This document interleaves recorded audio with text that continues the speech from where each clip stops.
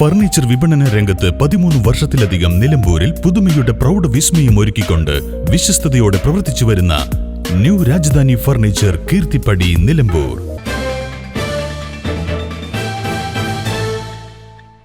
എടക്കര മരത്തിൻകടവ് പാലം നിർദ്ദിഷ്ട പ്രദേശം പൊതുമരാമത്ത് വിഭാഗം സന്ദർശിച്ചു. വഴിക്കടവ് മൂത്തേടം പഞ്ചായത്തുകളെ ബന്ധിപ്പിച്ച് മരത്തിൻകടവിലാണ് പുന്നപ്പുഴയ്ക്ക് കുറുകെ പുതിയ പാലം നിർമ്മിക്കാൻ നടപടി ആരംഭിച്ചത്.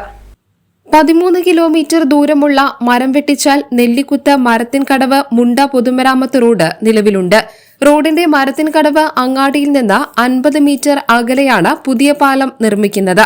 വഴിക്കടവ് പഞ്ചായത്തിലെ മുണ്ട പ്രദേശത്ത് 1/2 കിലോമീറ്റർ ദൂരം 30 ലക്ഷം അനുവദിച്ച് വനത്തിലൂടെ PV അൻവർ MLAയുടെ ഫണ്ട് ഉപയോഗിച്ചാണ് റോഡ് പൂർത്തീകരിച്ചത്. ഇതിന്റെ തുടർച്ചയായാണ് റോഡും പാലവും നിർമ്മിക്കുന്നത്. പൊതുമരാമത്ത് പാലം വിഭാഗം executive engineer Vinod, assistant engineer Jijin, Vazhikkadavu ഗ്രാമപഞ്ചായത്ത് അംഗം സിൽവി മനോജ്, VK ഷാനവാസ്, മനോജ് മാമൻ എന്നിവരുടെ നേതൃത്വത്തിൽ വ്യാഴാഴ്ച വൈകിട്ട് 5-ന് സ്ഥലം സന്ദർശിച്ചു. ഉടൻ സർക്കാരിന് റിപ്പോർട്ട് സമർപ്പിക്കുമെന്ന് എക്സിക്യൂട്ടീവ് എഞ്ചിനീയർ അറിയിച്ചു. News bureau, Vazhikkadavu. നിലമ്പൂരിന്റെ ആതുര സേവന രംഗത്ത് ഡോക്ടർ കൃഷ്ണവേണിയുടെ നേതൃത്വത്തിലുള്ള പുതിയ മാനേജ്മെന്റിന്റെ കീഴിൽ അത്യാധുനിക സൗകര്യങ്ങളോടുകൂടി Devi Janani maternity and general hospital, Kaluthumkadavu, Nilambur.